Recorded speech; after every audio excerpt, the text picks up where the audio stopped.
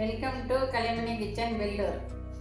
இன்றைக்கி என்ன செய்ய போகிறோம்னா ஒரு டிஃபன் ஐட்டம் தான் செய்ய போகிறோம். அது என்னென்னா நம்ம எல்லா ஊர்லேயும் எல்லா கடையிலையுமே கிடைக்கிற ஒரு சாப்பாடு பொருள்னாக்கா அது பரோட்டா தான். அது எந்த டைம்னாலையும் கிடைக்கும். அது வந்து நம்ம வீட்லேயே எப்படி செய்கிறது, சிம்பிளாக வீட்லேயே எப்படி செய்கிறதுன்றது தான் இன்றைக்கி செய்ய போகிறோம். அது எப்படி செய்கிறதுன்னு பார்க்கலாம் வாங்க. இதுக்கு மைதா மாவு தான் முக்கியமாக தேவை. இது நான் இப்போ நாகா மைதா மாவு எடுத்துருக்கிறேன். அது வந்து இந்த கப்பில் மெஷர்மெண்ட்டுக்கு ஒரு 2 கப்பு எடுத்துக்கலாம். இது முக்கியமாக சொல்ல வேண்டியது இந்த சிலிக்கான் மேட்டு. இது வந்து இது சப்பாத்திக்கு, பூரிக்கு, பரோட்டாவுக்கு எல்லாம் எடுத்துக்க ரொம்ப நல்லாயிருக்கும். இந்தமாரி இல்லாதவங்க கவுண்டர் டாப்பில் கிச்சனில் கிரைனைட் கல் இருக்கும்ல, அது மேலே வச்சு பெசஞ்சிக்கலாம். இல்லைன்னா ஒரு பவுல், அகலமான பவுலில் போட்டு கூட பிசைஞ்சிக்கலாம். இது என்கிட்ட இருக்கிறதுனால நான் இதில் பிசைகிறேன். இதுக்கு கொஞ்சமாக உப்பு, அதுக்கு கொஞ்சம் புளி மாரி பண்ணிவிட்டு இதில் 1 ஸ்பூன் சர்க்கரை சேர்த்துக்கணும். இந்த கப்பில் ஒரு 1/2 கப்பு தண்ணி எடுத்துக்கலாம்.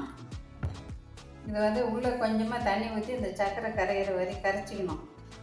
இந்த சர்க்கரை எதுக்கு போடுறோன்னா, அந்த பரோட்டாவில் அந்த கோல்டன் கலராக ஒரு கலர் வரும். அந்த கலருக்காக தான் இந்த சுகர் போடுறது. அவ்வளோதான். இது நல்லா கரைஞ்சிருச்சு. இப்போ மாவு கொஞ்சம் கொஞ்சமாக தள்ளி பிசைஞ்சிக்கணும். இந்த மாதிரி பிசைறதுனால எல்லா மாவும் ஈவனாக கட்டி இல்லாமல் சேர்ந்து வரும். அதுக்காக தான் இப்படி பிசைறது. ஆனால் நிறைய பேர் இதுக்கு முட்டை போடுவாங்க, பால் ஊற்றுவாங்க, சோடா மாவு போடுவாங்க. அந்த மாதிரிலாம் எதுவும் இல்லாமல் வெறும் உப்பு, சர்க்கரை மட்டும்தான். இது மாவு எல்லாமே நல்லா சேர்ந்து வந்துடுச்சு. இப்போ இதுக்கு மேலே தான் இதை நம்ம இழுத்து பிசையணும். இப்படி நல்லா இந்த நுனி கையில் இப்படி வச்சுட்டு இப்படி பிசையணும். அப்போ தான் மாவு நல்லா மிக்ஸ் ஆகி வரும். நல்லா உருண்டு நல்லா இதாக வந்துடுச்சு. இப்போ இது மேலேயே நம்ம சாதாரண கல்லெண்ணெய், ரீஃபைண்ட் ஆயில் எது வேணாலும் தடவிக்கலாம். மேலே சும்மா தடவி விடணும். 1 ஸ்பூன் ஆகிற மாதிரி ஊற்றி ஒரு ஈர துணி போட்டு வைக்கலாம். இல்லைன்னா ஒரு டப்பா, கிண்ணம், இதுமாரி ஏதாவது ஒன்று போட்டு அப்படியே மூடி வச்சிட்டோம்னா ஒரு 2 மணி நேரம் இது ஊறணும். இது ஊறுறதில் தான் இருக்குது பரோட்டா சாஃப்ட்னஸ்ஸு. மாவு பிசைஞ்சு 2 மணி நேரம் ஆகிடுச்சு. இப்போ நம்ம அது எப்படி இருக்குதுன்னு பார்க்கலாம். இது நல்லா சாஃப்ட் ஆகிடுச்சு. இதுக்கு மேலே நம்ம பிசையக்கூடாது, அவ்வளோதான். இதோட சரி. இதை நம்ம கட் பண்ணி சப்பாத்தி, பரோட்டாவுக்கு மாவு எடுத்துக்கலாம். இது நல்லா மசிச்சு இது உள் சைடு அப்படியே கொண்டாந்துடணும். இது இப்படி கட்டை வரல அந்த நடு வரல வச்சு இப்படி எடுத்தோம்னா அந்த உருண்டை கரெக்டாக இப்படி வந்துடணும். இதுமாரி எடுத்தோம்னா உருண்டை வந்து ஈவனாக எல்லாம் ஒரே சைஸ் மாரி இருக்கும். இப்படி மேலாட எண்ணெய் தடவி விட்டால் காயாமல் இருக்கும். கொஞ்சம் தனித்தனியாக வைக்கிறதுக்கு கொஞ்சம் ஊறி இருக்கும். அதே மாதிரி இதில் ஒரு போட்டு வச்சிடலாம். 10 நிமிஷம் ஆயிடுச்சு. நல்லா மாவு இன்னும் நல்லா சாஃப்ட் ஆகிடுச்சு. இப்போ நம்ம இதை தேய்ச்சிக்கலாம். தேய்ச்சி நம்ம நூல் பரோட்டா மாரி மெலிசாக கத்தியில் கோடு போட்டுக்கணும். அதனால் இது நல்லா எலாஸ்டிக் மாரி எவ்வளோ விரிச்சாலையும் விரியும். கிழிஞ்சாலையும் பரவாயில்ல, ஷேப்பு சரியாக வரலனாலையும் பரவாயில்ல. இதுமாரி தேய்ச்சி மெலிசாக தேய்ச்சி இது கொஞ்சோண்டு வெண்ணெய் 2 ஸ்பூனும் எண்ணெய் 2 ஸ்பூனும் கலந்து வச்சுருக்குறேன்.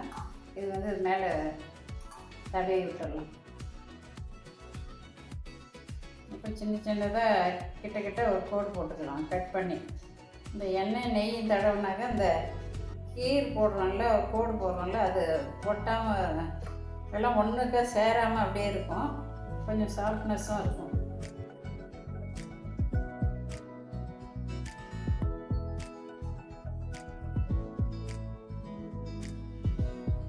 இதுமாரி நீ இப்படி எவ்வளோ லென்த்தாக இழுத்தோம்னாலே வரும். அப்படியே இழுத்துட்டு அப்படியே சுருட்ட வேண்டியது தான். இன்னொன்று நான் அதேமாரி கத்தியில் கீறாமல் அப்படியே கையிலே விசிறி பண்ணுவாங்கள்ல ஹோட்டல்லாம், அந்தமாரி உங்களுக்கு பண்ணி காட்டுறேன். இப்போ இந்தமாரி பண்ணுங்கள். இல்லைன்னா ஊறாத இது நம்ம செஞ்சோம்னா பரோட்டாவாக இருக்காது, அது ரொட்டி மாதிரி ஆகிடும். அப்புறம் அது கடிக்கூட முடியாது, கூட முடியாது, அந்த மாதிரி ஆகிடும். இது மேலே அந்த எண்ணெயும் வெண்ணெயும் கலந்து கொஞ்சம் இந்த இதில் கோடு போட்டோம். இப்போ அப்படி இல்லை, இதை அப்படியே பிடிச்சி ஒரு முனையை இழுத்தோம்னா அப்படியே வந்துடும். இப்படி நீட்டாக வந்துடும். இப்போ நம்ம இதை சுற்றிக்கலாம். இதுவும் நல்லா தான் இருக்கும். இந்தமாரி உங்களுக்கு பிடிச்சா இந்தமாரி செய்யுங்க, இல்லைன்னா இந்தமாரி கூட செய்யலாம்.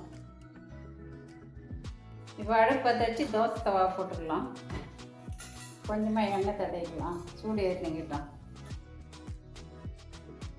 தவா சூடு ஏறினங்கிட்டோம். அதுக்குள்ளே நம்ம பரோட்டா மாவை அப்படியே கையிலே தட்டி எடுத்துக்கலாம். நல்லா ஊறிடுச்சு. இப்போ சும்மா அப்படியே கையிலே லேசாக தேய்ச்சா போதும். திருநெல்வேலி சைடில் தான் பரோட்டா ரொம்ப ஃபேமஸ்ஸு. அப்படியே எண்ணெயிலே பொரிச்சு எடுப்பாங்க. இதுமாரி சுட மாட்டாங்க.